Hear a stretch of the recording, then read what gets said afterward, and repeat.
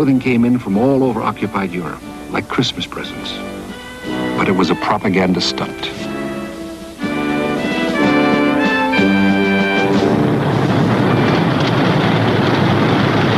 What Hitler saw was only window dressing.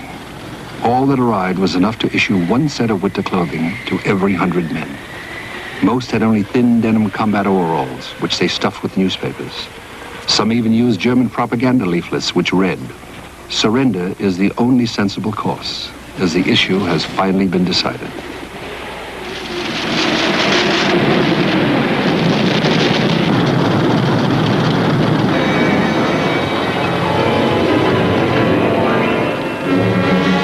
On December 2nd in the afternoon, a German column reached Krasnaya Polyana, 16 miles from the center of Moscow. It was as close as any German would come to realizing Hitler's dream. Moscow was now within range of the Nazi heavy artillery.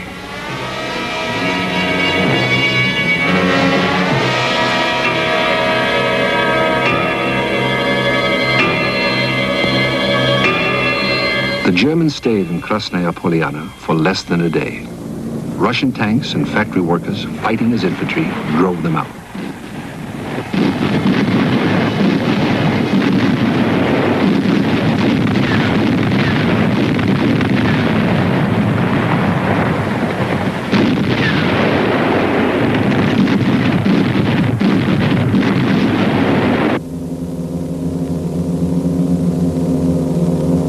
Zhukov had planned well.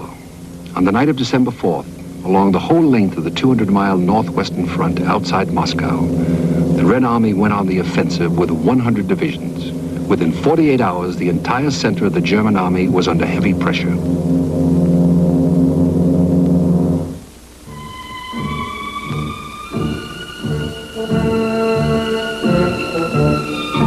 The Soviet Supreme Command had released its strategic reserve to Zhukov. They were the divisions from Siberia, fit, strong, fresh, superbly trained. Hitler had ordered no withdrawal, but it was an order impossible to obey. The Nazis' three main battle groups lost contact with each other. Army Group Center came close to panic.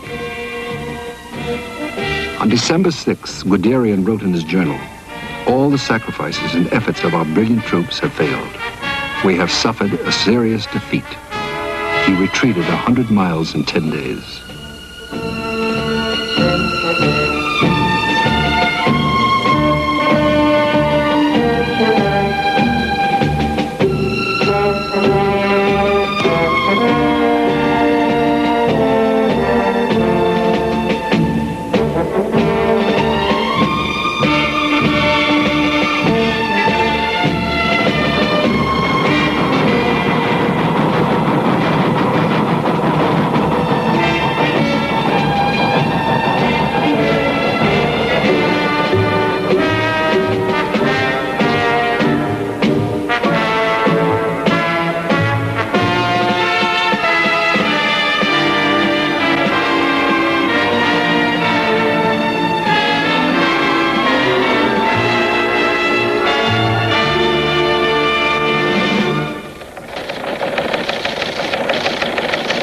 Zhukov was winning the first major Soviet victory. North of Moscow, on the Kalinin front, General Konyev orchestrated his formidable artillery. It was a sound as welcome as a victory march. In the first week of December, Hitler conceded that victory could no longer be achieved that year.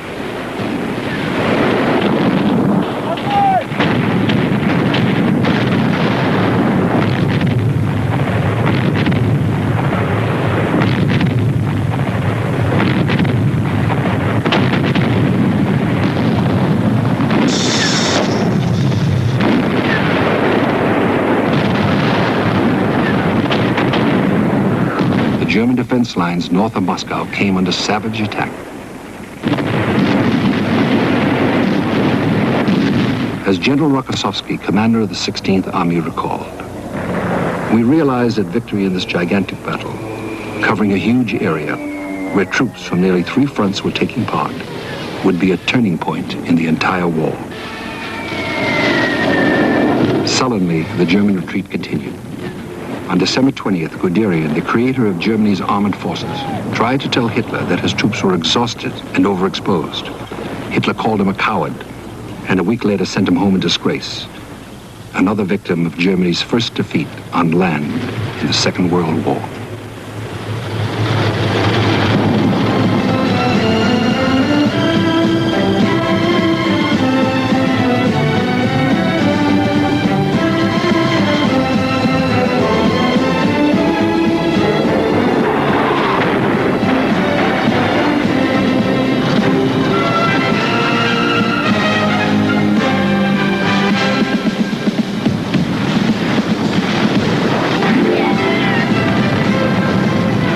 By the end of February, the chief of the German General Staff reported 112,000 of his men were suffering from frostbite.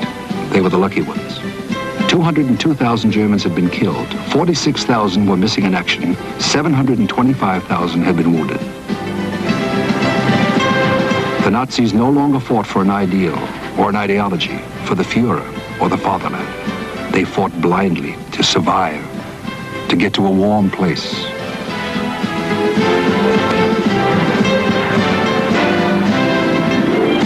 The intensity of the counteroffensive raised the battle to a gigantic scale.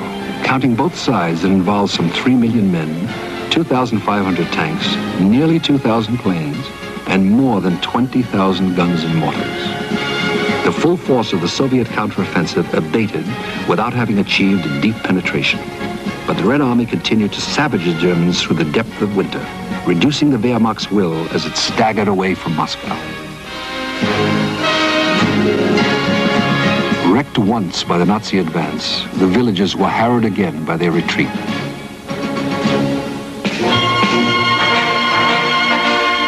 The Red Army was welcomed with joy.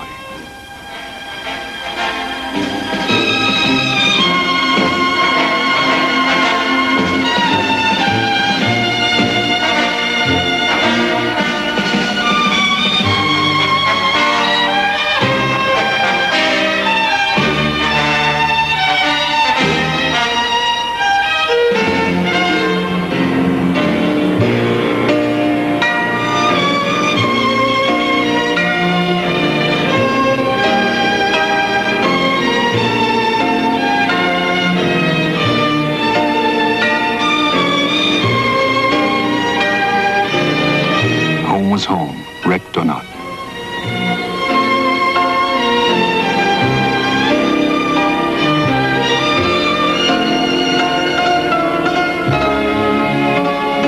The mayor could resume his duties, and naturally began with a speech.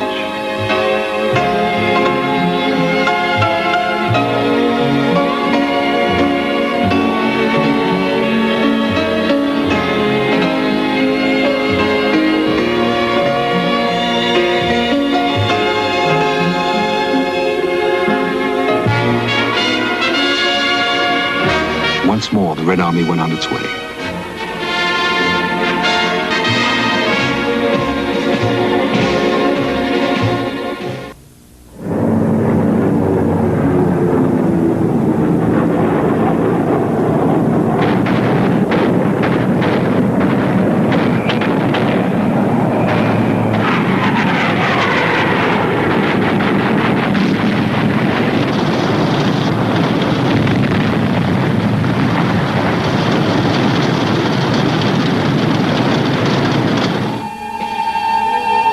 The Red Army was advancing into a wasteland of smoke and blackened ruins.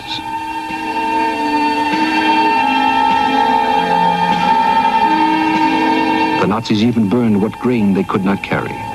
In places, enough for an entire town.